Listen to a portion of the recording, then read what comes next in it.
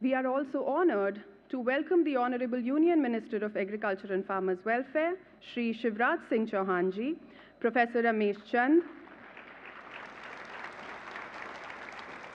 Member of Niti Aayog and Chairman of the Organizing Committee of the Conference, Dr. Himanshu Pathak, Secretary DARE,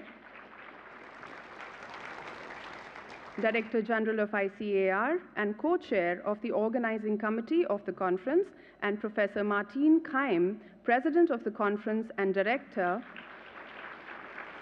at the Center for Development Research of the University of Bonn, Germany.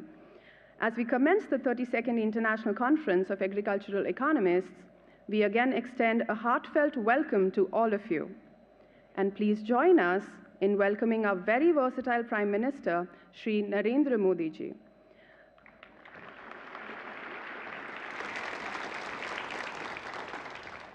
I request the Honorable Union Minister of Agriculture and Farmers Welfare, Shri Shivraj Singh Chauhan Ji, to kindly felicitate the chief guest.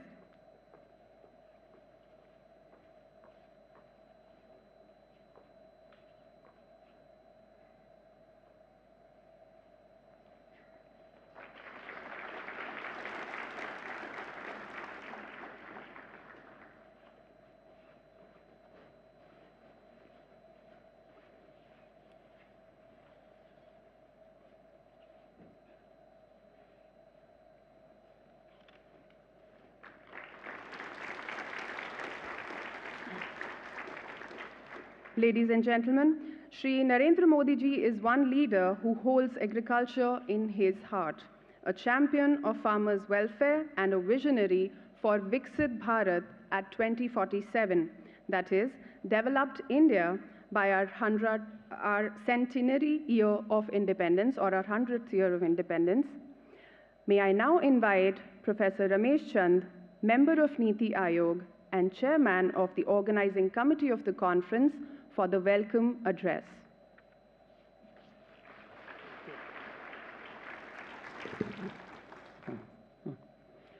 It's a great honor and privilege to welcome the Honorable Prime Minister in the inaugural function of 32nd International Conference of Agriculture Economists.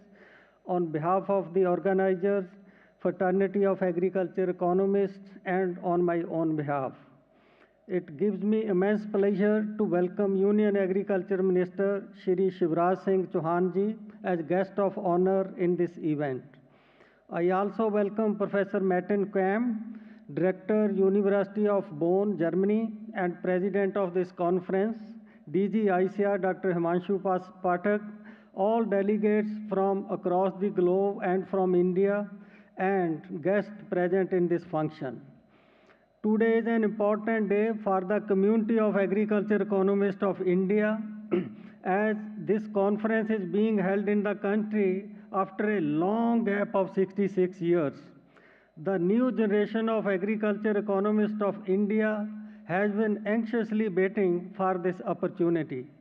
We are grateful to the Honorable Prime Minister Shri Narendra Modi Ji for his gracious presence that gives us a lot of inspiration. I feel happy to mention before the Honorable Prime Minister that the conference received overwhelming response. This seems to be partly due to the rising interest in the world to see how India is growing on the global scene under his leadership. More than 1,000 delegates are attending this one-week-long conference. This includes 734 delegates from over 70 countries across the globe. But gives us more satisfaction is that 41% registered delegates are women. I can say this conference will positively contribute towards the goal set by the Honorable Prime Minister of women-led development. The theme chosen for this conference, Transformation Towards Sustainable Agriculture Food System, is holistic as well as futuristic. Agriculture has been a key focus area of development strategy in India, and the country has achieved historically highest growth rate of 5% during 7-year period from 2016-17 to 2022-23. According to World Bank data available in Bird Development Indicator, India achieved highest growth rate in GDP agriculture in the world in the last 10 years. The recent achievements and opportunities in agriculture are pointing to even higher role for agriculture in future development of India and the world. It seems pertinent to share that since the global financial crisis in year 2006-2007, agriculture has shown higher growth than non-agriculture sector at global level. The share of agriculture in world GDP has risen from 3.2% in year 2006 to 4.3% in recent years. Agriculture growth in last 15 years has saved many countries from economic collapse. Due to poor record of industry in pulling labor force out of agriculture, the onus of remunerative employment for large workforce still remain on agriculture. Sustainability issues and rising threat of climate change also indicate criticality of agriculture for survival of people and planet. All these changes necessitate fresh appreciation of role of agriculture in economic and human development and a renewed focus on agriculture at all levels. This conference will provide a strong evidence to prepare a roadmap for enhanced role of agriculture for development in the changing world. At the end, I once again welcome the Honorable Prime Minister in the inaugural function of this conference and also extend warm welcome to Honorable Agriculture Minister and all the participants. Thank you.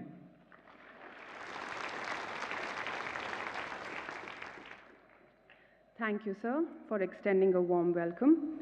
It is my honor to invite Professor Martin Keim, President of the ICAE 2024, President-elect of International Association of Agricultural Economists, and Director at the Center for Development Research, to address the audience.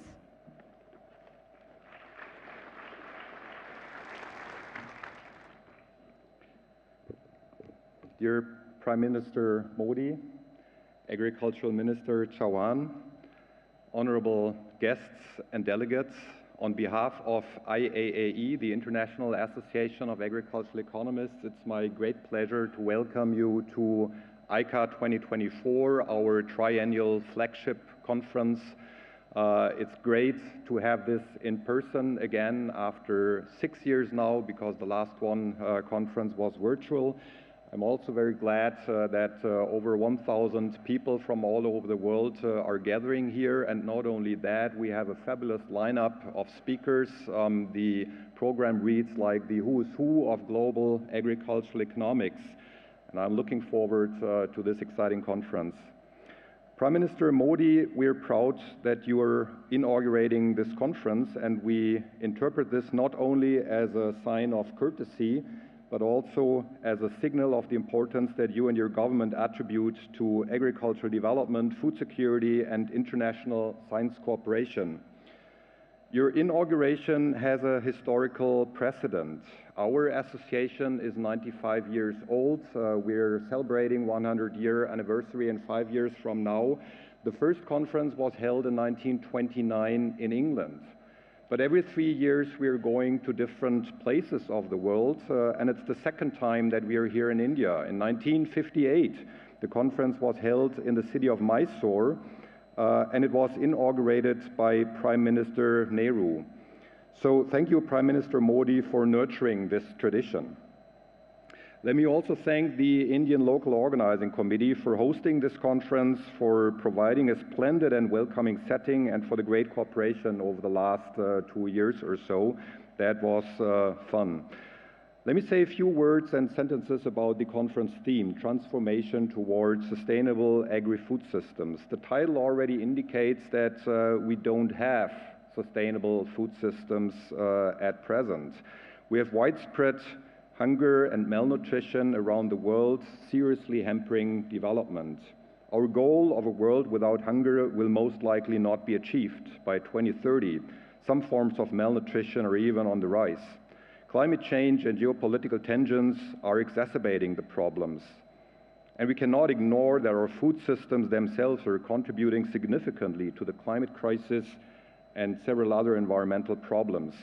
Without major changes in the way we produce, distribute, and consume food, none of the 17 SDGs can be achieved. This underlines the relevance of the broader topic. But it can be done. That's the good side. The title of our conference also implies that transformation is possible and that food and nutrition security within the planetary boundaries remains a realistic goal. What we need is strong science, good technologies, political determination, societal openness for change, and international cooperation.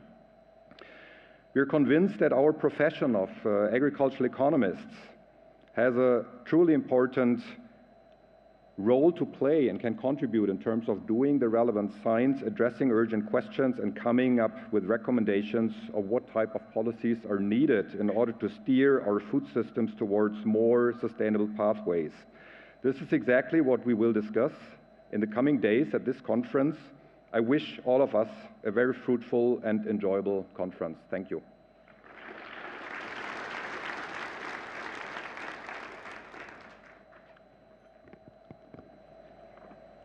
Thank you, Professor Martin Keim. May I now request the Honorable Union Minister, Agriculture and Farmers Welfare, Shri Shivraj Singh Chauhan Ji, to grace us with his address.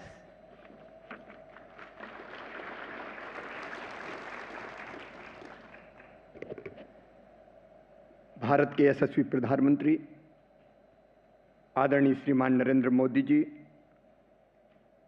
Shri Ramesh Chandra ji, conference president Shri Martin केम जी,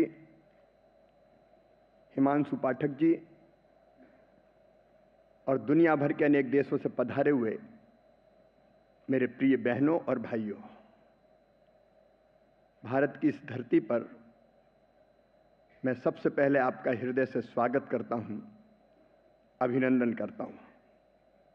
मित्रों, जैसा कि अभी बताया गया, प्रधानमंत्री श्रीमान नरेंद्र मोदी जी के नेतृत्व में आज भारत की कृषि विकास दर लगातार दुनिया में सबसे ज्यादा बनी हुई है।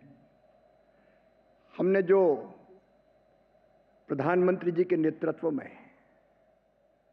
प्रयत्न किए हैं, उत्पादन बढ़े, लेकिन साथ में भारत की चिंता भी रही है कि वो उत्पादन सुरक्षित उत्पादन हो, मानव शरीर के लिए भी और धरती के स्वास्थ्य के लिए भी, मिट्टी के स्वास्थ्य के लिए भी। हमारे प्रधानमंत्री जी की अभी चिंताएं हैं केमिकल फर्टिलाइजर के अधिक उपयोग के कारण जो उत्पादित अन्न हो, फल और सब्जियां हो, उसके विपरीत प्रभाव मानव शरीर पर पड़ रहे हैं और लगातार सॉइल हेल्थ खराब हो रही है। इसलिए भारत अब प्राकृतिक खेती पर बल दे रहा है। हमारे सामने अनेकों चिंताएं हैं, मैं विस्तार में नहीं जाऊंगा। पूरी तरह से भूख और कुपोषण समाप्त करना है, क्लाइमेट चेंज के खतरों से निपटना है, बढ़ते हुए तापमान के कारण घटता हुआ उत्पादन गंभीर चिंता का विषय बना हुआ है। आने वाले पीढ़ियों की भविष्य की भी हमको चिंता करना है। और आप सब जो इस क्षेत्र के अधिकारी विद्वान हैं, इस मंच पर विचार विमर्श के माध्यम से जो आज हमारे सामने समस्याएं हैं, उनके समाधान में जुटेंगे। और मुझे पूरा विश्वास है आपके लगातार चिंतन से, मंथन से जो निष्कर्ष निकलेंगे, वो हमारी सतत खाद्य प्रणाली के लिए और कृषि के लिए बहुत उपयोगी साबित होंगे। भारत की परंपरा है वसुदैव कुटुंबकम की, सारा विश्व एक परिवार है। और प्रधानमंत्री जी की चिंता केवल भारत के लिए नहीं है, विश्व के कल्याण के लिए है। और इसलिए भारत की प्रतिबद्धता है कि हम न केवल खाद्य सुरक्षा को मजबूत करें बल्कि इस धरती को आने वाली पीढ़ियों के लिए सुरक्षित छोड़ें। इसमें अपनी तरफ से कृषि विभाग भी यहाँ कोई कसर नहीं छोड़ेगा। एक बार मैं फिर आप सबका हृदय से स्वागत करता हूँ। बहुत बहुत धन्यवाद।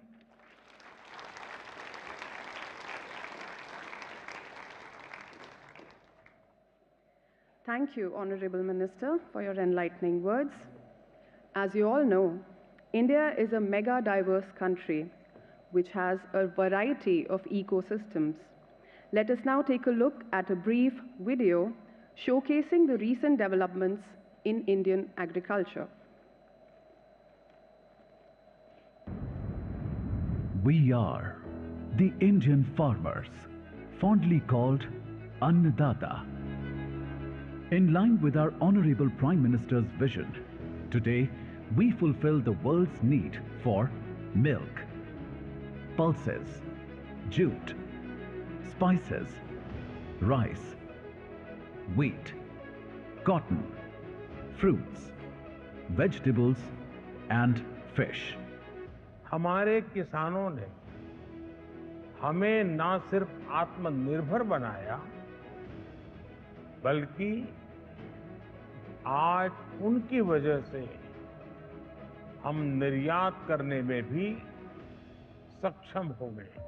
Programs like From Seed to Market, One Nation, One Market, Per Drop, More Crop, Healthy Earth, Green Farm, One Nation, One Fertilizer have empowered the farmers.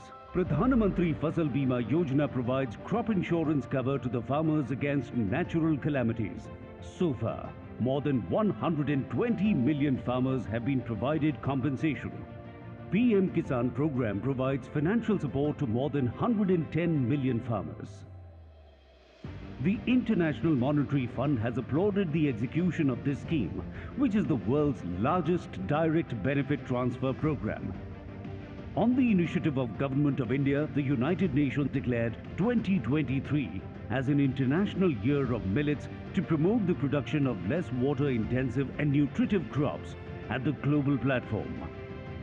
The first Agriculture Deputies meeting under India's G20 presidency in Indore prioritized 4 areas: a G20 framework document to ensure global food security and nutrition, to address the alarming climate change issues. Emphasis is on enhanced research collaborations for sustainable agriculture with climate-smart approach, commitment for inclusive agri-value chains and food systems, and transforming the agriculture sector through digitalization.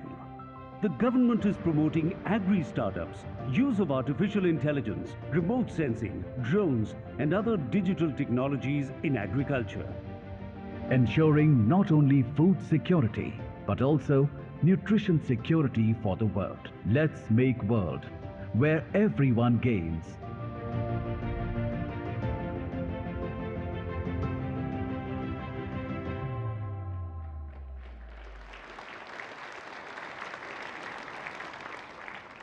Ladies and gentlemen, it is now time for the address of our Honorable Prime Minister.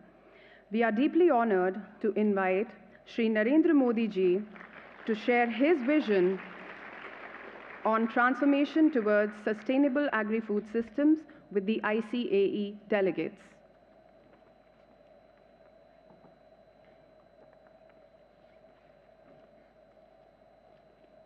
कृषि एवं किसान कल्याण मंत्री Shriman Shivraj Singh Chouhan, International Conference of Agriculture Economics के president doctor Matin Qaim, NITI Aayog के सदस्य श्री रमेश जी, भारत और अन्य देशों के एग्रीकल्चर साइंटिस्ट, रिसर्च से जुड़े अलग अलग यूनिवर्सिटी के हमारे साथी, एग्रीकल्चर सेक्टर से जुड़े एक्सपर्ट्स और स्टेक होल्डर्स, देवी और सज्जनों, मुझे खुशी है कि 65 साल के बाद ICAE की ये कॉन्फ्रेंस भारत में फिर हो रही है। आप दुनिया के अलग अलग देशों से भारत आए हैं। भारत के 120 मिलियन किसानों की तरफ से आपका स्वागत है।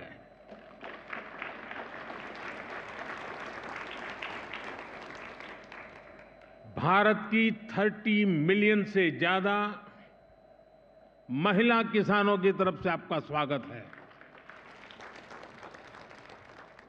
देश के 30 मिलियन फिशरमैन की तरफ से आपका स्वागत है। देश के 80 मिलियन से ज्यादा पशुपालकों की तरफ से आपका स्वागत है। आप आज उस देश में हैं जहां 550 मिलियन पशु हैं। कृषि प्रधान देश भारत में, जीव प्रेमी भारत में आपका स्वागत है, अभिनंदन है। फ्रेंड्स, भारत जितना प्राचीन है उतनी ही प्राचीन एग्रीकल्चर और फूड को लेकर हमारी मान्यताएं हैं, हमारे अनुभव हैं। और भारतीय कृषि परंपरा में साइंस को, लॉजिक को प्राथमिकता दी गई है। आज फूड और न्यूट्रिशन को लेकर इतनी चिंता दुनिया में हो रही है, लेकिन हजारों साल पहले हमारे ग्रंथों में कहा गया है, अन्नम ही भूतानां ज्येष्ठम तस्मात् सर्वौषधम उच्यते। अर्थात सभी पदार्थों में अन्न श्रेष्ठ है, इसलिए अन्न को सभी औषधियों का स्वरूप, उनका मूल कहा गया है। हमारे अन्न को औषधीय प्रभावों के साथ इस्तेमाल करने का पूरा आयुर्वेद विज्ञान है। ये पारंपरिक नॉलेज सिस्टम भारत के समाज जीवन का हिस्सा है। फ्रेंड्स, लाइफ और फूड को लेकर ये हजारों वर्ष पहले का भारतीय विजडम है। इसी विजडम के आधार पर भारत में एग्रीकल्चर का विकास हुआ है। भारत में करीब 2000 वर्ष पहले कृषि पराशर नाम से जो ग्रंथ लिखा गया था, वो पूरे मानव इतिहास की धरोहर है। ये वैज्ञानिक खेती का एक कॉम्प्रिहेंसिव डॉक्यूमेंट है, जिसका अब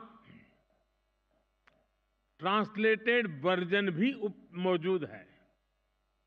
इस ग्रंथ में कृषि पर ग्रह नक्षत्रों का प्रभाव, बादलों के प्रकार, रेनफॉल को नापने का तरीका और फोरकास्ट, रेन वाटर हार्वेस्टिंग, जैविक खाद, पशुओं की देखभाल, बीज की सुरक्षा कैसे की जाए, स्टोरेज कैसे की जाए, ऐसे अनेक विषयों पर इस ग्रंथ में विस्तार से बताया गया है। इसी विरासत को आगे बढ़ाते हुए भारत में एग्रीकल्चर से जुड़ी एजुकेशन और रिसर्च का एक मजबूत इकोसिस्टम बना हुआ है। Indian council of agriculture research के ही 100 से ज्यादा रिसर्च संस्थान है।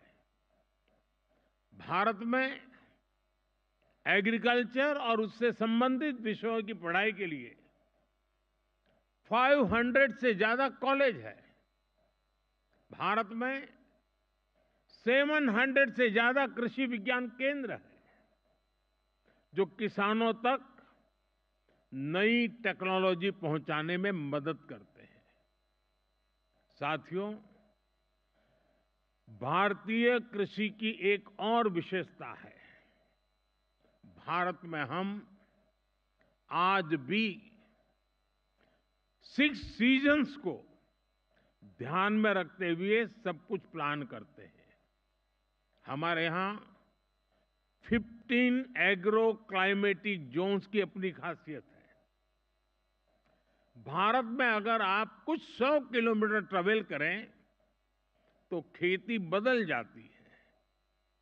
मैदानों की खेती अलग है, हिमालय की खेती अलग है, डेजर्ट ड्राई डेजर्ट की खेती अलग है, जहां पानी कम होता है वहां की खेती अलग है, और कोस्टल बेल्ट की खेती अलग है। ये जो डायवर्सिटी है, यही ग्लोबल फूड की सिक्योरिटी के लिए भारत को उम्मीद की किरण बनाती है। फ्रेंड्स, पिछली बार जब ICAE की कॉन्फ्रेंस यहां हुई थी तो भारत को उस समय नई नई आजादी मिली थी। वो भारत की फूड सिक्योरिटी को लेकर,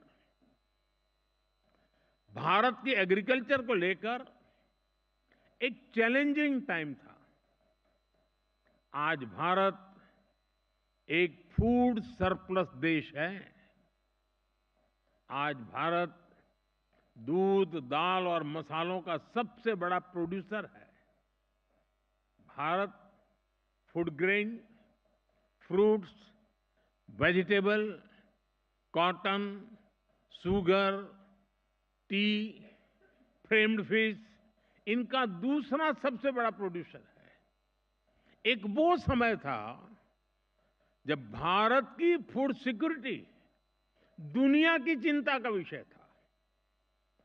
एक आज का समय है जब Bharat global food security, global nutrition security, इसके सॉल्यूशन देने में जुटा है।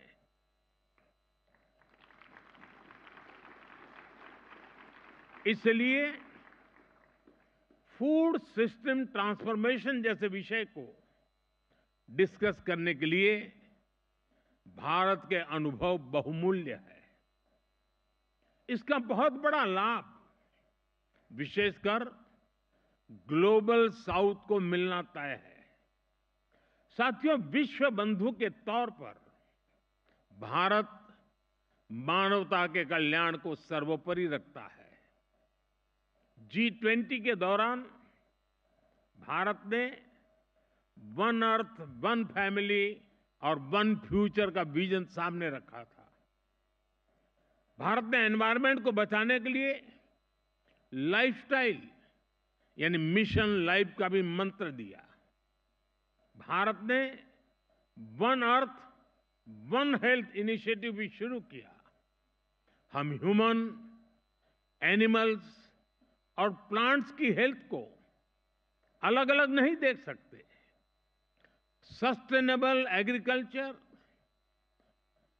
और फूड सिस्टम्स के सामने आज जो भी चैलेंजेस है, इनको वन अर्थ, वन फैमिली और वन फ्यूचर की होलिस्टिक अप्रोच के साथ ही निपटा जा सकता है। साथियों, एग्रीकल्चर हमारी इकोनॉमिक पॉलिसी के सेंटर पे है। हमारे यहां करीब 90% परिवार ऐसे हैं जिनके पास बहुत कम जमीन है। ये छोटे किसान ही भारत की फूड सिक्योरिटी की सबसे बड़ी ताकत है। यही स्थिति एशिया के कई विकासशील देशों में है। इसलिए भारत का मॉडल कई देशों के काम आ सकता है। जैसे एक उदाहरण के लिए सस्टेनेबल फार्मिंग का भारत में हम बड़े पैमाने पर केमिकल फ्री नेचुरल फार्मिंग को प्रमोट कर रहे हैं। इसके काफी अच्छे रिजल्ट देखने को मिले हैं। इस साल के बजट में भी बहुत बड़ा फोकस सस्टेनेबल फार्मिंग और क्लाइमेट रेजिलिएंट फार्मिंग पर है। हम अपने किसानों को सपोर्ट करने के लिए एक पूरा इकोसिस्टम डेवलप कर रहे हैं। भारत का बहुत जोर क्लाइमेट रेजिलिएंट क्रॉप से जुड़ी रिसर्च एंड डेवलपमेंट पर है। बीते 10 सालों में हमने करीब 1900 नई क्लाइमेट रेजिलिएंट वैरायटी अपने किसानों को दी है। इसका लाभ भारत के किसानों को भी मिल रहा है।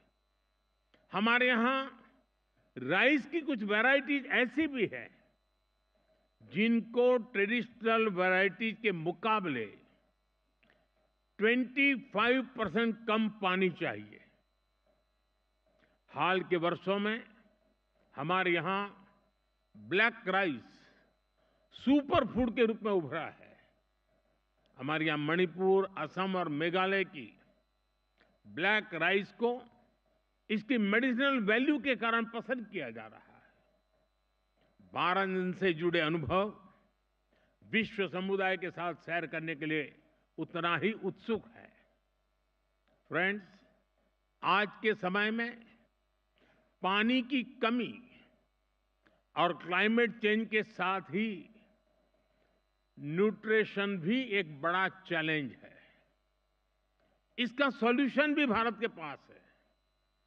भारत मिलेट्स का दुनिया का सबसे बड़ा प्रोड्यूसर है, जिन्हें दुनिया सुपर फूड कहती है, और उसे हमने श्री अन्न की पहचान दी है। ये मिनिमम वाटर मैक्सिमम प्रोडक्शन के सिद्धांत पर चलते हैं।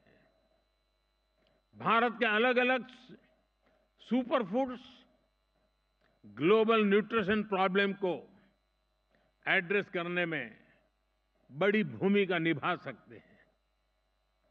भारत अपने सुपर फूड की इस बास्केट को दुनिया के साथ साझा करना चाहता है।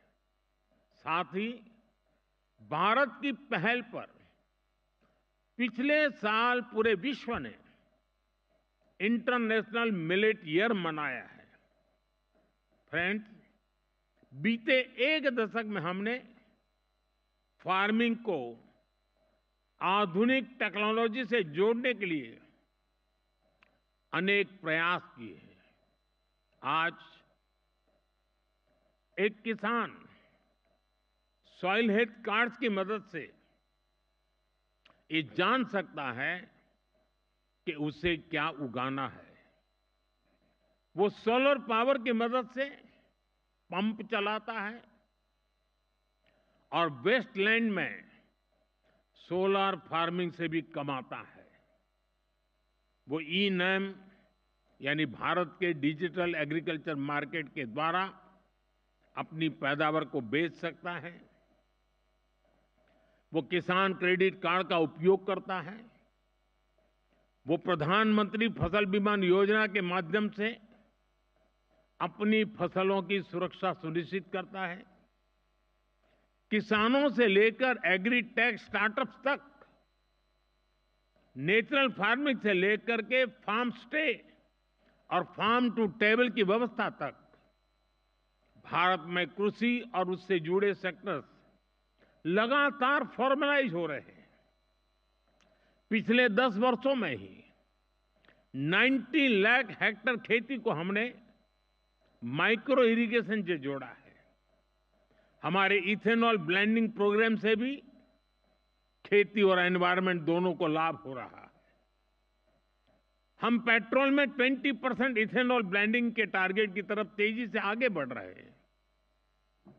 साथियों, भारत में हम एग्रीकल्चर सेक्टर में डिजिटल टेक्नोलॉजी का भरपूर इस्तेमाल कर रहे हैं। पीएम किसान सम्मान निधि के माध्यम से एक क्लिक पर 10 करोड़ किसानों के बैंक खाते में 30 सेकंड में पैसे ट्रांसफर हो जाते हैं। हम डिजिटल क्रॉप सर्वे के लिए डिजिटल पब्लिक इंफ्रास्ट्रक्चर बना रहे हैं। हमारे किसानों को रियल टाइम इंफॉर्मेशन मिलेगी और वो डेटा ड्रिवन डिसीजन ले सकेंगे। हमारी इस पहल से करोड़ों किसानों को फायदा होगा, उनकी आर्थिक स्थिति और बेहतर होगी। सरकार लैंड के डिजिटलाइजेशन का भी बहुत बड़ा अभियान चला रही है। किसानों को उनकी लैंड का एक डिजिटल आइडेंटिफिकेशन नंबर भी दिया जाएगा। ड्रोन का उपयोग भी खेती में बहुत तेजी से प्रमोट हम कर रहे हैं। ड्रोन से होने वाली खेती की कमान महिलाओं को, हमारी ड्रोन दीदियों को दी जा रही है।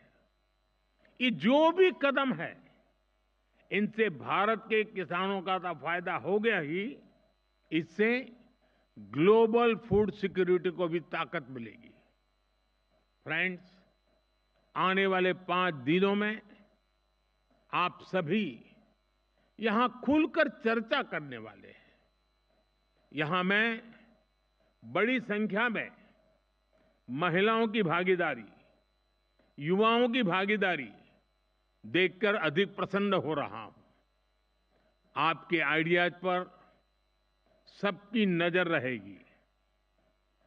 मैं आशा करता हूं कि इस कॉन्फ्रेंस से हम दुनिया को सस्टेनेबल एग्री फूड सिस्टम से जोड़ने के रास्ते खोज सकेंगे। हम एक दूसरे से सीखेंगे भी और एक दूसरे को सिखाएंगे भी। साथियों, आप कृषि जगत से जुड़े हुए लोग हैं, तो एक और जानकारी आपके सामने रखना मुझे बड़ा मन करता है। मुझे पता नहीं है दुनिया में कहीं किसी किसान का स्टैच्यू हो। हमने दुनिया में सबसे ऊंचे स्टैच्यू के रूप में स्टैच्यू ऑफ लिबर्टी की चर्चा सुनी है, लेकिन मेरे सारे कृषि जगत के लोगों को जानकर के खुशी होगी कि भारत में आजादी के आंदोलन में जिस महापुरुषों ने किसान शक्ति को जागृत किया, किसानों को आजादी के आंदोलन का मुख्य धारा में जोड़ा, वे सरदार वल्लभ भाई पटेल की दुनिया की सबसे ऊंची प्रतिमा भारत में है। स्टैच्यू ऑफ लिबर्टी से डबल उसकी ऊंचाई है और एक किसान नेता की है। और दूसरी विशेषता है कि ये जो स्टैच्यू बनाया गया है, तो भारत के 600,000 6 लाख गांवों से हर गांव में किसानों को कहा गया कि आप खेत में जिस लोहे के औजार का उपयोग करते हैं, वैसा अपने खेत में उपयोग किए हुए औजार का टुकड़ा हमें दीजिए। 6 लाख गांवों से खेतों में उपयोग किया गया लोहे का औजार लाया गया, उसको मेल्ट किया गया और दुनिया के सबसे ऊंचे एक किसान नेता के स्टैच्यू के अंदर उस खेत में उपयोग किए औजार का मेल्ट करके लोहा उपयोग किया गया। मैं जरूर मानता हूं कि इस देश के किसान पुत्र को इतना बड़ा सम्मान जो मिला है, शायद विश्व में ऐसा कहीं नहीं हुआ होगा। मुझे पक्का विश्वास है आज यहां आप आए हैं तो जरूर स्टैच्यू ऑफ यूनिटी, विश्व का सबसे ऊंचा स्टैच्यू देखने के लिए आप आकर्षित होंगे। मैं एक बार फिर आप सभी को बहुत बहुत शुभकामनाएं देता हूं। धन्यवाद।